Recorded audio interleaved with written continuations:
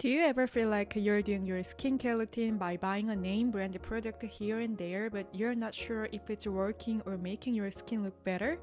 I know that feeling all too well, and I promise that after watching today's video, you won't be confused anymore. No matter what your skin looks like right now, no matter what products you're using right now, if you try these routines and tips, you'll notice a huge improvement in your skin immediately. Thankfully, a lot of people compliment me on my skin, but the truth is, I don't have great skin every day. If I neglect to take care of a little bit, or if my routine is disrupted or I'm stressed, it's intensely bad.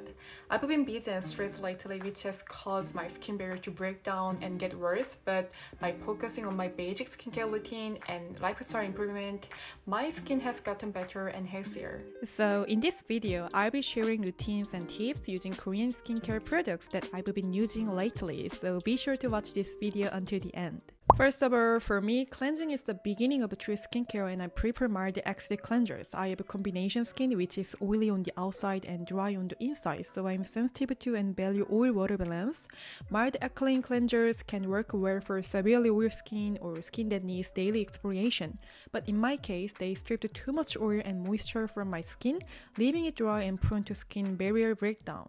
For morning cleansing, I prefer to use a gentle bubble cleanser because it's just enough to remove the oil and dirt from the night before, and it's definitely less irritating and gentler on my skin. My favorite these days is Sunjeong and Ionic. Sunjeong is super soft and moisturizing, and Ionic is also super gentle and with a very clean finish. For night cleansing, first of all, I usually don't wear much makeup, and most days I just wear sunscreen, but even if I do only sunscreen, I still make sure to do double cleansing. No matter how mild sunscreens are these days, it's honestly hard to cleanse perfectly with just a foam cleanser. So for my first cleanse, I alternate between cleansing oil and water, and when I feel like my pores and sebum need a little more treat today, I use cleansing oil. First, Roundup Dokdo Cleansing Oil. It's a mild, light oil that can be used daily without damaging the skin barrier. And second, Anua Cleansing Oil. It's good for gently sebum and pore care, and it's watery and lightweight texture, so it cleanses well and leaves a nice finish. I normally gently wipe my face with the cleansing water and use some Ardest organic cotton pads, but on days when my skin is really sensitive, I tend to use a foam maker to cleanse my face. I really love Bioderma Wen. I've been using this from Korea for a few years now, but I'm gonna move back to Korea soon, and I'm looking forward to try out some other products that are popular in Korea, like Robectin One or Roundup One. Then finish with a mild acidic cleanser which has different key ingredients depending on the products, and I like to pick and choose depending on my skin's condition that day. Mixun is really gently exfoliates and removes impurities without irritation, and Sunjeong is a very moisturizing mild cleanser just like the bubble one I mentioned earlier. I start with lukewarm water and end with lukewarm water, and whether it's oil on foam, I don't rub it on top of my skin for long. Wash thoroughly for about 30 seconds and rinse. Gently absorb the water with a towel and apply your toner right away before it dries. My favorite toners these days are Robectin is very moisturizing but absorbs well into the skin and leaves a super nice finish. I'm Promise toner is super soft and moisturizing that it feels like you're absorbing nice water right into your skin. Anua toner is great for days when my skin is oily and sensitive. It absorbs quickly and has good soothing effect. Isentry is great to use during this dry weather.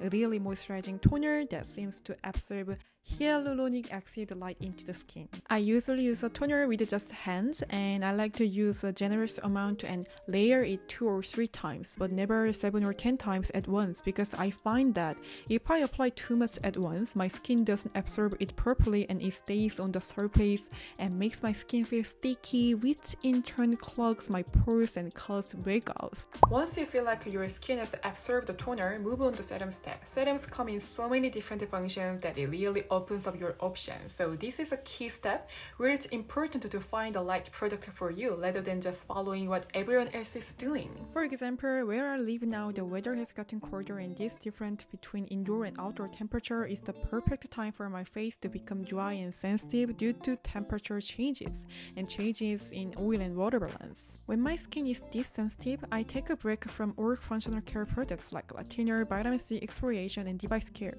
While these high functional products can really dramatically improve skin when used at the right time. But simple is best and less is more. In other words, don't irritate your skin first and then add something nice to it to make it work. So I only use these high functional products when my skin barrier is good and my skin is healthy. Okay, let me give you another example to make it easier for you to understand. Some of you might be in a hot weather place right now, or you can think about summer. When it's hot, you're sweating, which increases oil and sebum production and widens your pores, so it's good to use a serum with ingredients that help manage oil and pores, or one that has a cooling effect on your face. And sun exposure can also increase blemishes and pigmentation, so you can use serums with brightening ingredient that inhibit melanin pigment production. Okay, does it make sense now? What I'm trying to say is that it's not about buying products that are famous or advertised by celebrities. It's about choosing products that are right for you, your skin type, age, environment, weather, lifestyle, etc., etc. So what I use these days, Cosrx, I'm really in love with it. I can't stop reaching for it. It's so moisturizing and soothing, and it has the anti-inflammatory properties of propolis. And I would order a new one without hesitation. These are two serums that come to mind when I think of Centella asiatica ingredient. It's a well-known ingredient for repairing and soothing skin. Mixun has a bit heavier texture and more moisturizing than Skin Chansa, and Skin Chansa is faster, absorbing, and very nice clean finish. I briefly used the Gudar serum when it first came out when I was in Korea, but I started using it again after it was renewed, and it's much more milder and more moisturizing.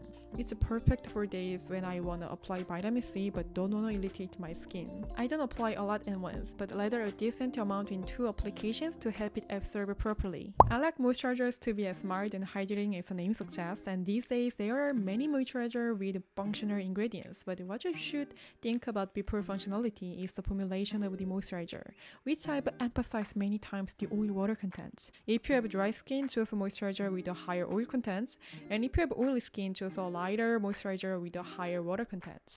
If you have a combination skin like me, I recommend having both types of moisturizers, and you can apply them according to the temperature and humidity or your skin condition of the day for a more true moisturizing care. Egen 3 are a very basic moisturizer that's very clean for everyday use. And La Roche-Posay is super great product to use on really sensitive days or to repair the skin barrier. Estra is really moisturizing and absorbs deeply into the skin and also good for strengthening the skin barrier. Mixun is divided into 2 types. I've used both and they are very moisturizing and soft. The texture feels so good on my skin. And one more tip, apply to dry areas first. I like to focus on my cheeks, especially my cheekbones, because they are the driest. And then use the leftover cream on my hands to apply to my oily nose or forehead. You don't need to apply the same amount of a product to every part of your face. For example, I'm particularly prone to breakouts around my mouth and nose, so sometimes I like to finish off those areas with only gel-based moisturizer. So that's it. I've shared my core routine and the products I use lately, but there's still so much more to share with you. I was focusing on my basic daily routine, but there are special care days, ways to treat specific skin concerns, and more. But don't worry, I'm gonna share all the knowledge I know because I recently started studying again, and I'm trying to test as many different products as possible to share the best ones and tips with you guys. So if you'd like to see more of my videos, please make sure to subscribe, and you can also follow me on my Instagram for more communication. I'd also love to hear your skincare questions and video ideas, so please feel free to share them with me in the comments. I'll be back with the following video. Thank you so much. Bye! 안녕! 안녕!